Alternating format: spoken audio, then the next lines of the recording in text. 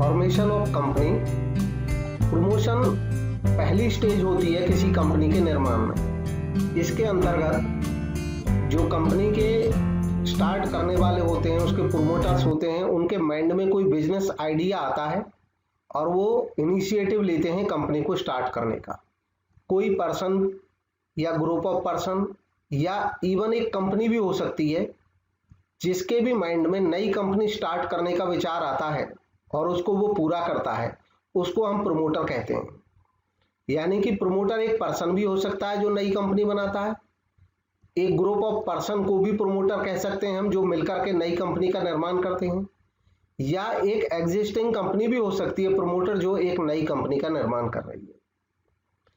Promoters analyse करते हैं एक व्यवसाय की संभावनाओं को, बिजनेस प्रोस्पेक्ट्स को एनालाइज करते हैं और फिर वो एक साथ लाते हैं main material, machine, managerial ability और फाइनेंशियल रिसोर्सेज को। इन सबको इकट्ठा करते हैं और उनको एक कंपनी का रूप देते हैं। कंपनीज एक्ट के सेक्शन 69 में एक प्रमोटर को इस तरीके से डिफाइन किया गया है कि प्रमोटर एक ऐसा पर्सन होता है, एक ऐसा व्यक्ति होता है जिसका नाम दिया गया हो प्रोस्पेक्टस में एज ए प्रमोटर, या उसको कंपनी ने आइडेंटिफाई किया हो अपने एनुअल रिटर्न फाइल करते समय as a promoter as per section 92। या सेकंड कंडीशन है जिसके पास कंट्रोल हो कंपनी के सभी अफेयर्स का, यानी कि कंपनी के मामलों का उसके हाथ में हो कंट्रोल, डायरेक्टली या इनडायरेक्टली, चाहे वो एक शेयर होल्डर है या डायरेक्टर है या अन्य कोई पोजीशन हो। तीसरी कंडीशन है इसी में एक्ट में प्रमोटर के लिए in accordance with whose advice, या जिसकी एडवाइस के अनुसार, सलाह के अनुसार या डायरेक्शन के अनुसार या इंस्ट्रक्शंस के अनुसार बोर्ड ऑफ डायरेक्टर कंपनी का काम करता हो, कस्टम टू एक्ट हो, यानी कि काम करे। जो बोर्ड ऑफ डायरेक्टर है वो उसकी एडवाइस, डायरेक्टर या इंस्ट्रक्शन के अनुसार काम करे। इन सबको प्रमोटर कहा जाता है या ये प्रमोटर होते हैं। यानी कि एक प्रमोटर की ये पहचान बताइए 3 सेंटेंसेस में। हालांकि बाद में क्लियर किया है, however it is provided that nothing in this sub clause, यानी कि जो इस वाले सब क्लॉज की बात हो रही है वह अप्लाई नहीं होगा उस पर्सन पे जो पर्सन एक्ट करता हो केवल एक प्रोफेशनल कैपेसिटी में, यानी कि वो कोई सीए है या सीएस है, और सीए या सीएस होने के कारण से वो बोर्ड ऑफ डायरेक्टर्स को एडवाइस करता है, डायरेक्ट करता है, इंस्ट्रक्शन देता है, तो उसको प्रमोटर नहीं माना जा सकता है। तो ये इसका अपवाद हो गया। नेक्स्ट है फंक्शंस ऑफ ए प्रमोटर। तो प्रमोटर के बारे में अभी तक हमने थोड़ा बहुत डिस्कस किया। प्रमोटर के बारे में जब कई दफा बताया जाता है तो इसकी शुरुआत इस तरीके से करते हैं, खास तौर पे मैं तो करता हूं कि प्रमोटर कंपनी के केस में एक ऐसा व्यक्ति होता है जो कंपनी को बनाता है, लेकिन जरूरी नहीं है कि वो कंपनी का मालिक रहेगा भी या नहीं रहेगा। तो प्रमोटर की एक ऐसी सिचुएशन होती है कि वो कंपनी का निर्माण भी करता है, रिस्क भी लेता है, लेकिन फिर भी उसका जो फ्यूचर है वो श्योर नहीं होता है एज पर लॉ। प्रमोटर क्या क्या काम करता है? आइडेंटिफाई करता है बिजनेस अपॉर्चुनिटी को। प्रमोटर वो पहला व्यक्ति होता है जो किसी कंपनी के बारे में कोई संभावना तलाशता है, यानी कि कोई व्यवसाय करने की अपॉर्चुनिटी उसको दिखती है कि भाई यहाँ पे कोई इस टाइप की कोई फैक्ट्री बनाई जा सकती है, कोई कंपनी बनाई जा सकती है, कोई ट्रेडिंग कंपनी बन सकती है, मैन्युफैक्चरिंग कंपनी बन सकती है। इसके अलावा वो फिजिबिलिटी स्टडीज करता है। एक कंपनी का प्रमोटर जब संभावना तलाश लेता है कि कोई कंपनी बनाई जा सकती है किसी खास टाइप के बिजनेस को करने के लिए, मान लो कार की कंपनी बनानी है तो कार प्रोडक्शन की वो संभावना तलाशता है, तो ये पहली संभावना हुई जिसमें उसने एक ही सोचा कि भी कंपनी बनाई जा सकती है, लेकिन उसके बाद भी बहुत सारे काम रहते हैं। हमने एक बार सोच तो लिया कि भी इस तरह का हमें शॉपिंग मॉल बनाना है कंपनी के फॉर्म में, या कोई प्रोडक्शन कंपनी लगानी है, मैन्युफैक्चरिंग या सर्विस सेक्टर में कंपनी लगानी है। अब हमको कुछ स्टडी करनी पड़ती है प्रमोटर को। प्रमोटर स्टडी करता है टेक्निकल फिजिबिलिटी, इन सबको मिलाकर के फिजिबिलिटी स्टडीज कहते हैं। 3 तरह की फिजिबिलिटी स्टडी होती हैं। फिजिबिलिटी यानी कि उपयुक्तता, वो ये देखता है कि उपयुक्त है या नहीं है।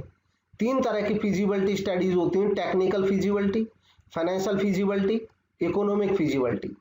टेक्निकल फिजिबिलिटी में वो ये देखता है कि जो वो आइडिया सोच रहा है क्या टेक्निकली फिट है, तकनीकी तौर पे वैसा करना संभव है।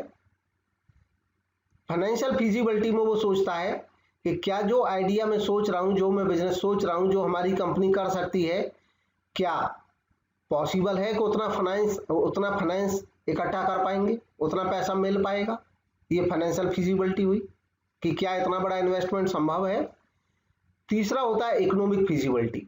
इकोनॉमिक फिजिबिलिटी में ये होता है कि ठीक है, अगर मान लो टेक्निकल फिजिबिलिटी भी है कि भाई तकनीकी रूप से ये बिजनेस किया जा सकता है इस जगह पे, फाइनेंशियल फिजिबिलिटी भी है कि इतना फाइनेंस भी इकट्ठा हो जाएगा, रिसोर्सेज भी हो जाएंगे, लेकिन क्या यह इकोनॉमिक रहेगा। इकोनॉमिक का मतलब है कि क्या इससे रिटर्न मिलेंगे, क्या इनकम आ जाएगी, जितना खर्च हम कर रहे हैं क्या उसके कंपैरिजन में हमारी इनकम ज्यादा हो सकती है। ये इकोनॉमिक फिजिबिलिटी हुई।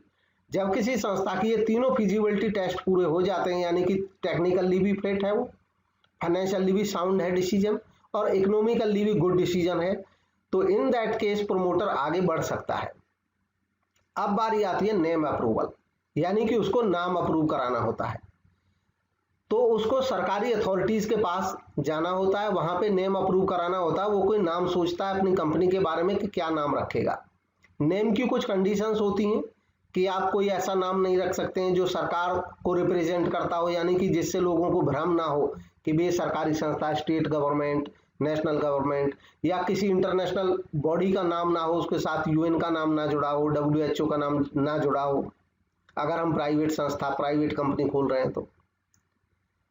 नेक्स्ट होता है नेम अप्रूवल। अगर मिल जाता है, नाम हमारा सही है, तो fixing up signatories to the memorandum of association. Memorandum of association सबसे महत्वपूर्ण डॉक्यूमेंट होता है किसी कंपनी के लाइफ से रिलेटेड। अब इस मेमोरेंडम ऑफ एसोसिएशन पे कुछ लोगों का साइन कराना पड़ता है प्रमोटर को, उनको कहते हैं सिग्नेटरी। फिक्सिंग अप यानी कि वो नियुक्त करता है उनको, उनसे कहता है, आग्रह करता है कि भी आप साइन करोगे मेमोरेंडम ऑफ एसोसिएशन पे हमारे पे। ये लोग प्राय जो साइन करते हैं मेमोरेंडम ऑफ एसोसिएशन पे, हिंदी में इसको पार्षद सीमा नियम बोलते हैं, यूजुअली यही लोग कंपनी के फर्स्ट डायरेक्टर भी बनते हैं। और जब ये साइन करते हैं तो ये इस बात का साइन करते हैं कि हम कंपनी के डायरेक्टर बनने के लिए तैयार हैं, साथ ही साथ हम कंपनी के क्वालिफिकेशन शेयर्स को लेने के लिए भी रेडी हैं।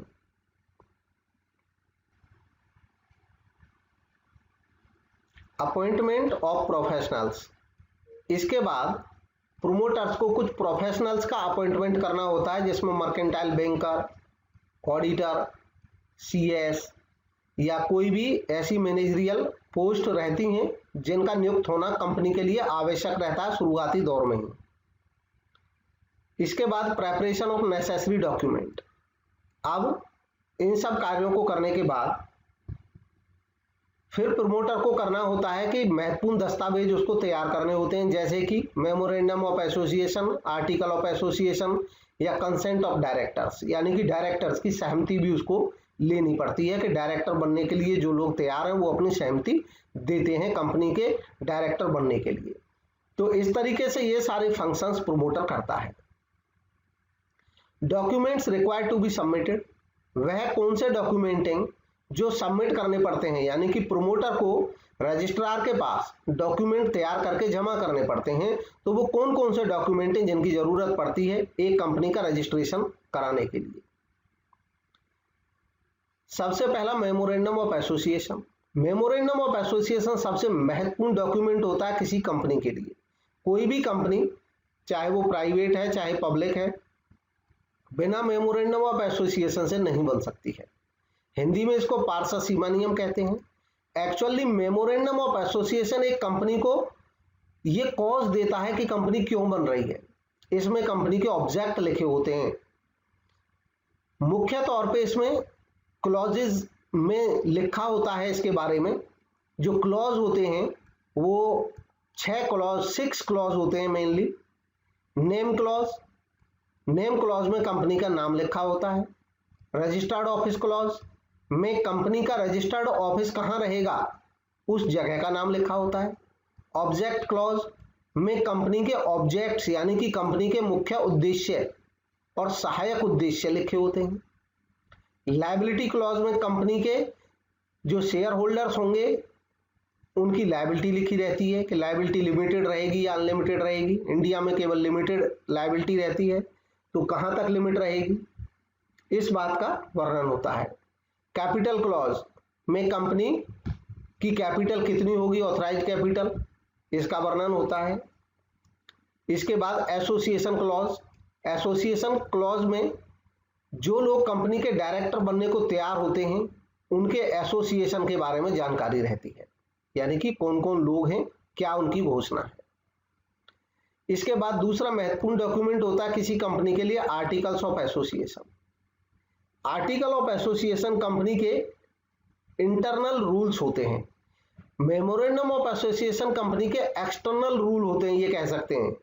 मेमोरेंडम ऑफ एसोसिएशन कंपनी की बाहरी लिमिट को तय करते हैं और आर्टिकल ऑफ एसोसिएशन कंपनी के अंदर के नियम होते हैं कि कंपनी कैसे चलेगी। Rules regarding internal management of A company. इसके बाद है कंसेंट ऑफ प्रपोज डायरेक्टर। जो डायरेक्टर प्रपोज हैं, प्रस्तावित हैं, जिनको डायरेक्टर बनाया जाना है, उनकी सहमति भी होनी चाहिए। ये तीसरा महत्वपूर्ण प्रलेख होता है। Written consent of each person named as a director. जिसका भी नाम एज ए डायरेक्टर रखा है, हर एक पर्सन का रिटन कंसेंट होना जरूरी है। इज रिक्वायर्ड कन्फर्मिंग, ये रिक्वायरमेंट होता है और कंफर्म करता है कि वो एग्री हैं इस कैपेसिटी में काम करने के लिए, जिस कैपेसिटी में उनका नाम दिया जा रहा है, और वो अंडरटेक करते हैं कि वो बाई करेंगे, खरीदेंगे और पे करेंगे फॉर क्वालिफिकेशन शेयर, यानी कि जो क्वालिफिकेशन शेयर है वो बाई करेंगे। अब ये क्वालिफिकेशन शेयर क्या रहते हैं? एक कंपनी में डायरेक्टर बनने के लिए एक पर्सन को जो न्यूनतम, जो मिनिमम शेयर्स खरीदने होंगे उनको क्वालिफिकेशन शेयर्स कहा जाता है। एग्रीमेंट, समझौता। प्रोमोटर्स को, क्योंकि जब तक कंपनी पूरी तरह से बन नहीं जाएगी, जब तक कंपनी का रजिस्ट्रेशन नहीं हो जाएगा, तब तक कंपनी की सारी प्रोसेस प्रोमोटर करता है। इसी क्रम में प्रोमोटर को कुछ इंडिविजुअल्स के साथ, कुछ व्यक्तियों के साथ एग्रीमेंट भी करने पड़ सकते हैं। ये एग्रीमेंट उन लोगों के साथ करने पड़ सकते हैं जो मैनेजिंग डायरेक्टर बन सकते हैं, या डायरेक्टर या मैनेजर, किसी कोई महत्वपूर्ण पोजीशन जिनको संस्था में मिलनी है, उनके साथ डायरेक्टर भी करते हैं, ये एग्रीमेंट भी करते हैं। नेक्स्ट है स्टैट्यूटरी डिक्लेरेशन। अब वैधानिक घोषणा। स्टैट्यूटरी डिक्लेरेशन में, यानी कि इसमें ये डिक्लेरेशन किया जाता है, ये डिक्लेरेशन किया जाता है कि कंपनी ने वो सारी लीगल रिक्वायरमेंट पूरी कर ली हैं जिनका कंपनी के रजिस्ट्रेशन के लिए होना जरूरी था। इस बात की डिक्लेरेशन की जाती है। और इसके बाद receipt of payment of fees. Company का रजिस्ट्रेशन कराया जाता है तो जो रजिस्ट्रार होता है उसके यहाँ कुछ फीस भी सबमिट करनी पड़ती है कंपनी के रजिस्ट्रेशन के लिए। जो फीस सबमिट की जाएगी उसकी रिसिप्ट भी साथ लगी होनी चाहिए। ये सारे डॉक्यूमेंट एप्लीकेशन के साथ लगाने पड़ते हैं प्रोमोटर्स को कंपनी को रजिस्टर्ड कराने के लिए। अब बात आती है कि जो प्रोमोटर जो इतना सारा काम करते हैं, पूरी कंपनी को जीवन देते हैं, कंपनी के लिए पूरा रिस्क लेते हैं, सारा पैसा यही लगाते हैं, शुरुआती काम यही करते हैं, रजिस्ट्रेशन यही कराते हैं, तो इनकी पोजीशन क्या होती है कंपनी में, क्या इनकी हैसियत होती है? क्या ये ओनर होते हैं? क्या ये एम्प्लॉय होते हैं? क्या ये एजेंट होते हैं? क्या ये ट्रस्टी होते हैं? इस पैराग्राफ के माध्यम से जानेंगे कि वास्तव में इनकी सिचुएशन क्या होती है। जो पोजीशन होती है प्रोमोटर्स की, प्रोमोटर ना तो एजेंट होते हैं कंपनी के और ना ही ट्रस्टी होते हैं। एजेंट इसलिए नहीं होते हैं कि एजेंट किसी भी चीज का होता है तब जब उसका कोई मास्टर होता है। एजेंट के लिए मास्टर का होना जरूरी है। जैसे LIC या कोई भी इंश्योरेंस कंपनी है वो मास्टर है, तो जो एजेंट होते हैं वो उस मास्टर के एजेंट होते हैं, उसको रिप्रेजेंट करते हैं। अब यहाँ तो क्योंकि कंपनी अभी बनी नहीं है तो उसके एजेंट तो बन ही नहीं सकते, जो चीज ही नहीं है उसका एजेंट कहाँ से बनेगा। और ना ही उनको ट्रस्टी कहा जा सकता है। ट्रस्टी भी इसलिए नहीं कहा जा सकता है क्योंकि वो कंपनी को हमेशा के लिए लुक आफ्टर नहीं करेंगे, वो तो केवल जब तक कंपनी का निर्माण होना है तब तक काम कर रहे हैं। लेकिन ना एजेंट हुए ना ट्रस्टी हुए, ना वो एम्प्लॉई है क्योंकि कंपनी अभी बनी नहीं है, ना वो मालिक है क्योंकि गारंटी नहीं है कि उनके पास कंपनी के शेयर रहेंगे। तब वो होते क्या है? They are personally liable for all contracts. इसके बावजूद भी वो इनमें से कुछ भी नहीं है, उसके बावजूद भी वो पर्सनली व्यक्तिगत रूप से उत्तरदायी होते हैं उन सभी कॉन्ट्रैक्ट के लिए जो उन्होंने कंपनी बनाने के लिए अभी तक किए हैं। जितने भी कॉन्ट्रैक्ट के बारे में हमने ऊपर पढ़ा है वो स्वयं पर्सनली लाइबल होंगे कंपनी के लिए। अगर मान लो कंपनी इनकॉर्पोरेट हो जाती है और बाद में कंपनी उन कॉन्ट्रैक्ट को रेटिफाई नहीं करती है, यानी कि कंपनी जो प्रोमोटर्स ने कॉन्ट्रैक्ट किए थे कंपनी के बनने से पहले, मान लो कंपनी बन जाती है और बाद में कंपनी कहती है कि हम नहीं मानते इन कॉन्ट्रैक्ट को, तो इन कॉन्ट्रैक्ट के लिए व्यक्तिगत रूप से उत्तरदायी रहेंगे प्रोमोटर। तो प्रोमोटर हुए क्या? प्रोमोटर की पोजीशन केवल एक फिड्यूसरी पोजीशन होती है, कोई पर्टिकुलर उनका नाम नहीं होता, पदनाम नहीं होता, बस उनको प्रोमोटर कहते हैं। उनकी एक फिड्यूसरी पोजीशन होती है, यानी कि फिड्यूसरी का मतलब होता है कि एक विश्वास से संबंधित पोजीशन होती है, यानी कि वो विश्वास पे काम करते हैं। उनको पता, उनका ये विश्वास होता है कि हम कंपनी बना रहे हैं, हमको हमारा हर्जाना मिल जाएगा। और साथ ही साथ जब कंपनी बन जाती है तो कंपनी को भी ये विश्वास होता है कि प्रमोटर से इन्होंने हमें जीवन दिया है, हमें बनाया है हमारी कंपनी को। शेयर होल्डर्स पे विश्वास होता है, केवल विश्वास पे चली पोजीशन होती है इनकी, जिसका इनको मिसयूज नहीं करना चाहिए।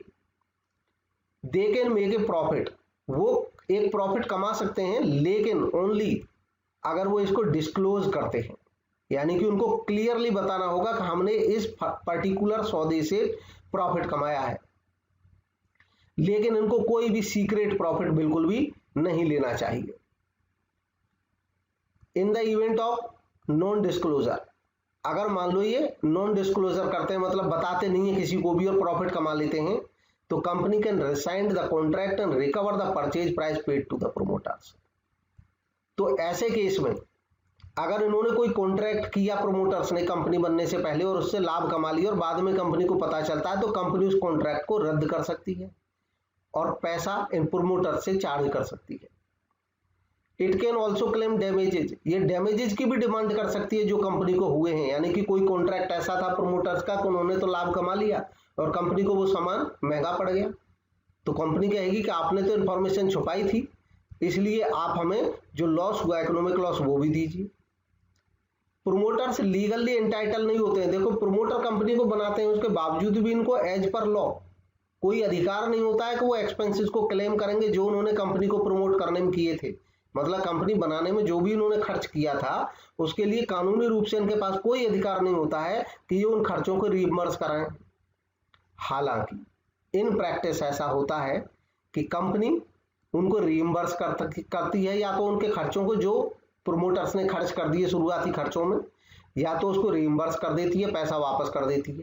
जो भी प्री इनकॉर्पोरेशन यानी कि कंपनी के बनने से पहले के जितने भी खर्चे थे, या तो उनको रीइंबर्स कर दिए जाते हैं या उनको उसके बदले में शेयर या डिबेंचर दे दिए जाते हैं। कंपनी उनको रेम्युनरेशन दे सकती है प्रोमोटर्स को, एक लमसम अमाउंट दे करके भी, एक मुश्त राशि भी दे सकती है, या कमीशन दे सकती है परचेज प्राइस ऑफ प्रॉपर्टी पे, जो प्रॉपर्टी उन्होंने खरीदी है उन पे कोई परचेज प्राइस पे कमीशन भी दे सकती है, या उन्होंने कोई शेयर्स बेचे हैं उन पे भी कमीशन दे सकती है। कंपनी उनको अलॉट कर सकती है शेयर या डिबेंचर भी, या उनको ऑप्शन दे सकती है कंपनी कि वो परचेज कर सकते हैं securities as a future date, यानी कि फ्यूचर की किसी डेट पे वो सिक्योरिटीज को परचेज कर लेंगे। तो ये सब चीजें कंपनी चाहे तो दे सकती है। इन प्रैक्टिस कंपनी ये सारी चीजें देती है। व्यवहार में प्रोमोटर्स का काम क्या होता है कि प्रोमोटर्स कंपनी को बना देते हैं। जब कंपनी की पहली मीटिंग होती है, शेयर होल्डर्स आ जाते हैं, तो वो शेयर होल्डर्स तय करते हैं पहली मीटिंग में कि प्रोमोटर्स को किस तरह से पे किया जाना है। अब है इनकॉर्पोरेशन। इनकॉर्पोरेशन यानी कि कंपनी का registration. After completing all formalities, जब ये ऊपर बताई गई सारी फॉर्मेलिटी पूरी हो जाती हैं, सारे पेपर तैयार कर देते हैं प्रोमोटर्स, तो उसके बाद प्रोमोटर एक एप्लीकेशन देते हैं कंपनी के इनकॉर्पोरेशन के लिए। एप्लीकेशन फी, एप्लीकेशन फाइल की जाती है रजिस्ट्रार ऑफ कंपनीज के पास। कंपनी का रजिस्ट्रार हर स्टेट में एक रजिस्ट्रार होता है। और जिस स्टेट में कंपनी को अपना रजिस्टर्ड ऑफिस बनाना है उस स्टेट के रजिस्ट्रार के यहाँ ये एप्लीकेशन दी जाती है इनकॉर्पोरेशन के लिए। रजिस्ट्रार जब सेटिस्फाई हो जाता है पूरी तरीके से, जांच पड़ताल कर लेता है पेपर्स की कि जो फॉर्मेलिटीज हैं वो सारी की सारी कंप्लीट हो गई हैं, तो रजिस्ट्रार एक सर्टिफिकेट इशू कर देता है, सर्टिफिकेट ऑफ इनकॉर्पोरेशन, समामेलन का या निगमन का प्रमाण पत्र, यानी कि कंपनी को प्रमाण पत्र मिल जाता है कि कंपनी बन चुकी है। और यह प्रमाण पत्र कंपनी के बर्थ को सिग्निफाई करता है, यानी कि यह बताता है कंपनी का जन्म हो चुका है। इसीलिए सर्टिफिकेट ऑफ इनकॉर्पोरेशन को कंपनी का बर्थ सर्टिफिकेट भी कहा जाता है। एक कंपनी कानूनी तौर पे उस दिन जन्म लेती है जो दिन सर्टिफिकेट ऑफ इनकॉर्पोरेशन में प्रिंट होता है, जो डेट प्रिंट होती है उसी डेट को कंपनी का जन्मदिन भी कहा जाता है। और इस दिन से कंपनी एक लीगल एंटिटी बन जाती है, कानूनी इकाई बन जाती है with perpetual succession on such date. Perpetual succession का मतलब हो गया कि शाश्वत उत्तराधिकार, यानी कि हमेशा कंपनी अब चलती रहेगी। जो शेयर होल्डर होंगे, अगर कल को उनकी डेथ हो जाती है तो उनके जो वारिस होंगे वो शेयर होल्डर बन जाएंगे, उनकी भी डेथ हो गई तो उनको जो वारिस होंगे कानूनी वो शेयर होल्डर बन जाएंगे। तो इस तरह से कंपनी को परपेचुअल सक्सेशन मिल जाता है।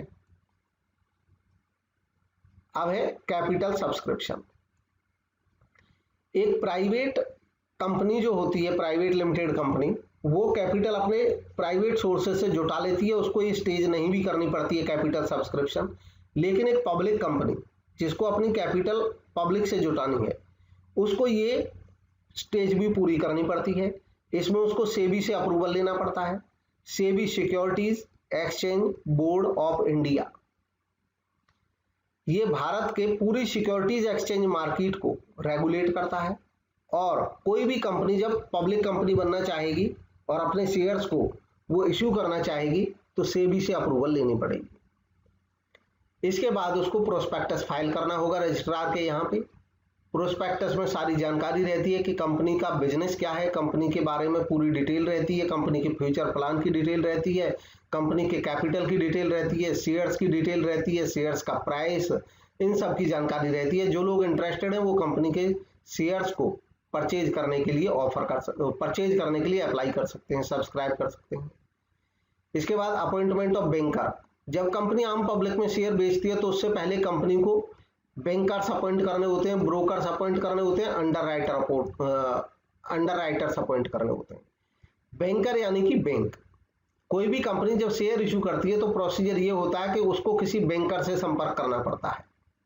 जो लोग शेयर अप्लाई करेंगे वो डायरेक्ट बैंक में पैसा जमा करेंगे, और बैंक में जो बैंक अकाउंट खुला होगा उस पैसे को कंपनी तब तक यूज नहीं कर सकती जब तक ये शेयर अलॉट नहीं किए जाएंगे।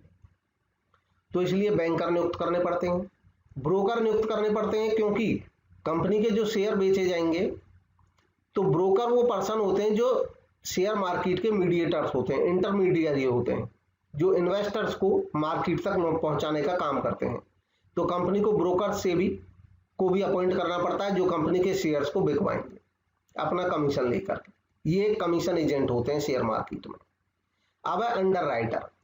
अंडरराइटर ऐसे फाइनेंशियल साउंड संस्थाएं होती हैं, यानी कि फाइनेंशियली स्ट्रॉन्ग संस्थाएं होती हैं जो कंपनी के शेयर को बिकवाने की जिम्मेदारी अपने ऊपर ले लेती हैं। कंपनी के टोटल इशू की रिस्पॉन्सिबिलिटी ये अपने ऊपर ले लेते हैं। अंडरराइटर से कंपनी तब अपॉइंट करती है, अंडरराइटर तब अपॉइंट करती है, अंडरराइटर से संपर्क तब करती है जब कंपनी को ये विश्वास नहीं होता है कि हमारी सारी सिक्योरिटीज मार्केट में बिक जाएंगी हमारे प्रयास करने से। तो ऐसे केस में जब कंपनी को डाउट हो तो वो अंडरराइटर से संपर्क करती है। अंडरराइटर ऐसे फाइनेंशियली स्ट्रॉन्ग इंस्टीट्यूशंस होते हैं या पर्सन होते हैं जो कंपनी को चिंता मुक्त कर देते हैं कि आपके शेयर हम बिकवाएंगे और अगर नहीं बिके तो हम खरीद लेंगे आपके शेयर। और अंडरराइटर्स को भी इनके काम के बदले में कमीशन मिलता है। अब है मिनिमम सब्सक्रिप्शन। जब कोई कंपनी इशू लाती है मार्केट में तो जरूरी नहीं होता है कि उसको जितने शेयर वो कंपनी बेचना चाह रही है वो सारे मार्केट में बिक भी जाएंगे। हो सकता है मार्केट में और भी ज्यादा शेयर मांगे, कंपनी जितना बेचना चाह रही है उससे भी ज्यादा डिमांड हो, तो ओवर सब्सक्रिप्शन कहते हैं। हो सकता है कंपनी जितने शेयर इशू करना चाह रही है उससे कम एप्लीकेशन आए कंपनी के पास, तो उसको अंडर सब्सक्रिप्शन कहते हैं। अब अंडर सब्सक्रिप्शन के केस में एक प्रॉब्लम होती है कि मान लो कंपनी को 10 करोड़ रुपए की जरूरत थी कंपनी ने मार्केट में शेयर इशू किए और मार्केट में शेयर्स की जो डिमांड आई वो केवल 7 करोड़ शेयर की आई। तो कंपनी को जिसको 10 करोड़ शेयर इशू करने थे उसके पास 7 करोड़ शेयर ही बिके, यानी कि उसको केवल 10 में से 7 अमाउंट ही आएगा कंपनी के पास। अगर 10 करोड़ रुपए कहें तो हम कहेंगे 7 करोड़ आए। तो क्या जिस कंपनी का बजट 10 करोड़ का था, जिस कंपनी का प्रोजेक्ट 10 करोड़ का था, क्या उसको 7 करोड़ में वो चला पाएगी? अगर कंपनी ऐसे प्रोजेक्ट को चलाएगी भी, ये कंपनी के लिए दिक्कत हो सकती है आगे, क्योंकि कंपनी का प्रोजेक्ट तो बड़ा है, 10 करोड़ का है। तो ऐसे केस में इन्वेस्टर्स को राहत देने के लिए कुछ रूल्स बनाए गए हैं कि एक न्यूनतम राशि तो कंपनी के पास आ ही जानी चाहिए शेयर एप्लीकेशन की। अगर उससे भी कम आती है तो ऐसा इशू कैंसिल कर दिया जाएगा और जिन लोगों ने अभी तक पैसा भेजा एप्लीकेशन पर उनका पैसा भी कंपनी वापस कर देगी। तो ये जो न्यूनतम राशि है, न्यूनतम अमाउंट है, द मिनिमम अमाउंट है जो डेफिनेटली कंपनी के पास एप्लीकेशन जिसकी आ जानी चाहिए, उसको कहते हैं minimum subscription. Securities and exchange board of India ने तय किया हुआ 90% होना चाहिए मिनिमम सब्सक्रिप्शन कम से कम। अब है एप्लीकेशन टू स्टॉक एक्सचेंज। इसके बाद कंपनी को स्टॉक एक्सचेंज को एप्लीकेशन देनी होती है। स्टॉक एक्सचेंज वो एक सिस्टमैटिक संस्था होती है, इंस्टीट्यूशन होती है जो शेयर को प्लेटफॉर्म प्रोवाइड करती है कि शेयर बेचे और खरीदे जा सकते हैं, यानी कि सेकेंडरी मार्केट का एक हिस्सा होते हैं स्टॉक एक्सचेंज, जैसे Mumbai stock exchange, Delhi stock exchange. अब कंपनी को, जब कोई कंपनी पब्लिक कंपनी है, जब आम पब्लिक में शेयर बेच रही है, तो ये कंपनी को तय करना होगा कि उसको कम से कम किसी एक शेयर मार्केट में तो अपने शेयर लिस्ट कराने ही पड़ेंगे। तो जिस भी स्टॉक एक्सचेंज में लिस्ट कराने पड़ेंगे, उस स्टॉक एक्सचेंज में भी कंपनी को अप्लाई करना होगा अपनी सिक्योरिटीज को लिस्टेड कराने के लिए। इसके बाद है अलॉटमेंट ऑफ शेयर। जब सारे काम हो जाते हैं तो कंपनी अपने शेयर्स को अलॉट कर देती है उन लोगों को जिन्होंने शेयर्स के लिए अप्लाई किया था। अब है 1 person company. 1 person company companies act 2013 के बाद आया हुआ एक कॉन्सेप्ट है इंडिया में। ओपीसी 2005 में जे ईरानी एक्सपर्ट कमेटी ने रिकमेंड की थी। दरअसल ये रिकमेंड की थी ऐसे प्रोफेशनल्स के लिए जो कम पूंजी में छोटे लेवल पे बिजनेस करना चाहते हैं, लेकिन साथ ही साथ वो लायबिलिटी अपनी लिमिटेड रखना चाहते हैं। मतलब वो एक छोटा बिजनेस कंपनी की फैसिलिटीज को लेते हुए करना चाहते हैं, तो उनके लिए ओपीसी का प्रावधान किया गया। 1 पर्सन कंपनी एक ऐसी कंपनी होती है जिसमें एक ही पर्सन मेंबर होता है। एक्चुअली ये एक प्राइवेट लिमिटेड कंपनी ही होती है, लेकिन प्राइवेट लिमिटेड में एक खास कंपनी होती है जिसमें केवल 1 पर्सन हो सकता है। इसकी मेजर फीचर्स होती हैं ओनली ए नेचुरल पर्सन होते हैं जो ह्यूमन बींग्स होते हैं, और आर्टिफिशियल पर्सन होते हैं जो कानून की नज़र में तो पर्सन होते हैं लेकिन नेचुरल नहीं होते हैं। जैसे कोई कंपनी है, कंपनी अगर होगी, कोई कोऑपरेटिव सोसाइटी होगी, तो वो नेचुरल पर्सन हो सकती है। नेचुरल पर्सन नहीं हो सकती, वो आर्टिफिशियल पर्सन हो सकती है, लीगल पर्सन हो सकती है। तो नेचुरल पर्सन ही ओपीसी बना सकता है। दूसरी बात, नेचुरल पर्सन जो इंडिया में ओपीसी बनाएगा वो इंडियन सिटीजन भी होना चाहिए और इंडिया का रेजिडेंट भी होना चाहिए। इंडियन सिटीजन का मतलब है भारतीय नागरिक हो, उसके माता पिता में से कोई एक भारत का सिटीजन हो, और रेजिडेंट का मतलब है कि वो इंडिया में गत वर्ष में प्रीवियस ईयर में कम से कम 180 डेज रहा हो। कोई भी पर्सन एक ओपीसी से ज्यादा बना नहीं सकता है, यानी कि ज्यादा से ज्यादा एक ही ओपीसी बनाई जा सकती है। एक माइनर कंपनी का मेंबर नहीं हो सकता है और ना ही वो कंपनी का ओपीसी का नॉमिनी हो सकता है। नॉमिनी क्या होते हैं? क्योंकि ओपीसी में एक ही पर्सन मेंबर रहता है कंपनी का, वही कंपनी का ओनर रहता है। अब अगर मान लो उसके साथ कोई मिसहैपनिंग हो जाए तो कंपनी को कौन संभालेगा? तो इसके लिए कंपनी में ओपीसी के केस में जरूरी होता है कि जब कंपनी बनती है तभी मेंबर से कहा जाता है कि आप अपना कोई नॉमिनी भी नियुक्त कर दीजिए, जो आपके ना होने की सिचुएशन में कंपनी को आगे बढ़ाएगा। तो जो नॉमिनी है वो भी माइनर नहीं होना चाहिए। OPC can not carry out non banking financial investment activities. एक ओपीसी बाकी बिजनेस कर सकती है लेकिन वो फाइनेंशियल इन्वेस्टमेंट एक्टिविटीज नहीं कर सकती है नॉन बैंकिंग नेचर टाइप की, इंक्लूडिंग इन्वेस्टमेंट, यानी कि वो इन्वेस्टमेंट भी नहीं कर सकती है सिक्योरिटीज में, शेयर या डिवेंचर्स में किसी दूसरे बॉडी कॉर्पोरेट का, यानी बॉडी कॉर्पोरेट, ये बॉडी कॉर्पोरेट अलग अलग है, किसी बॉडी कॉर्पोरेट हो गया कोई कंपनी या कॉर्पोरेट है।